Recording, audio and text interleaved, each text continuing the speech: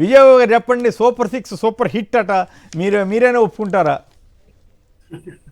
ఒప్పుకోవాల్సింది ఓట్లు వేసినటువంటి వాళ్ళండి. ఎందుకంటే ఇందా మనం చూసాము క్లిప్పు.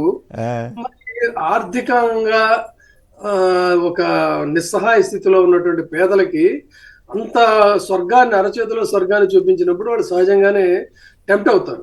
దా ఆ ఆ ప్రాతిపదికనే వాళ్ళంతా ఓట్లు వేశారు.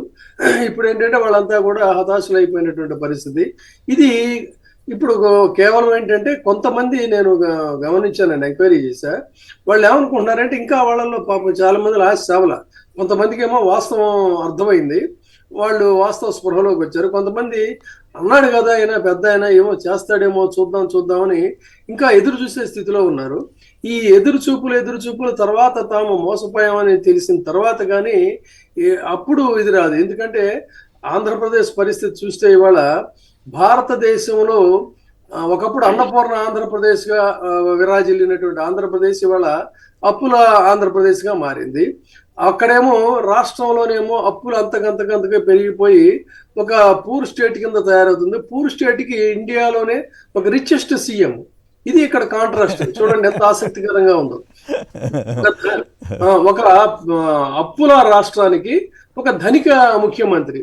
అందుకని ఆయన పర్సెప్షన్ లో చూస్తే ఉన్నాడంటే, ఒక కవి గారు చెప్పినట్టు, మీరంతా ఆకలితో నిద్రపో, నిద్రలో కలలు కలలో నా లోకాన్ని కడుపు నిండా నింపుకో అని చెప్పని ఒక పాట ఉంది. ఆ విధంగా ఏంటంటే మీరు కలలు కానండి, కలల్లో మీకు ఆ సూపర్ 6 వచ్చేసినట్టు, మీకు అవన్నీ కూడా ఫుల్ఫిల్ అయిపోయినట్టు ఇదవ్వండి అని చెప్పని వాళ్ళు ఆస్తులు పెంచుకుంటున్నారు.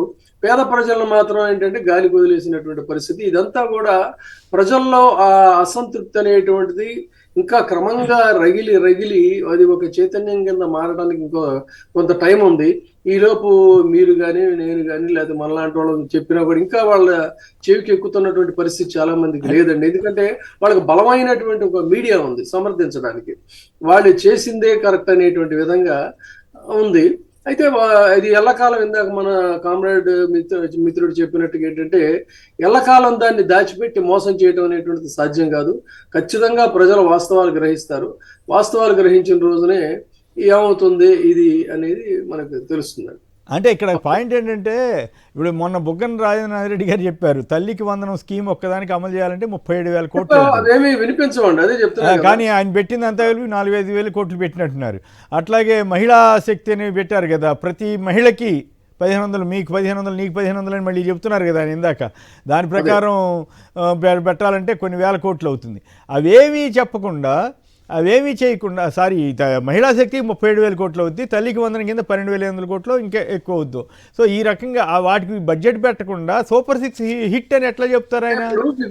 ఇందాక ఎవరికో ఒక ఆయనకి ఇల్లు కట్టించాడు, దానికి వీళ్ళందరూ వాళ్ళ డప్పు మీడియాలో ఆహా ఇంకే ఉంది, ఇల్లు కట్టించాడు అంటే ఒకళ్ళకి ఇల్లు కట్టిస్తే ఆ ఇల్లు కట్టించేసినట్టే లెక్క. ఆయన వెళ్ళాడు కాబట్టి అక్కడికి వెళ్ళాడు కాబట్టి దాన్ని వీళ్ళు మోస్తారు, పల్లకీలేసి జాకీలేసి ఎత్తి చేస్తారు. అదే విధంగా ఇంకొక మహిళకి ఎవరికో ఏదో అక్కడ సహాయం చేస్తారు. దాని అర్థం ఏంటంటే మహిళా లోకం మొత్తానికి కూడా సహాయం చేసేసినట్టే. సో ఈ రకంగా కొంత భ్రమంలో పెట్టి కొంతకాలం నడుపుతారండి. నడిపిన తర్వాత కానీ వాస్తవాలు బయటికి రావు. అప్పటి వరకు మాత్రం వాళ్ళు ఎలా చెప్తే అలాగే నడుస్తుంది. ఎందుకంటే గొంతులు అటువైపు బలంగా ఉన్నాయి, ఇటు సత్యాన్ని మాట్లాడేటువంటి గొంతులు బలహీనంగా ఉన్నాయి. అది తేడా. రైట్.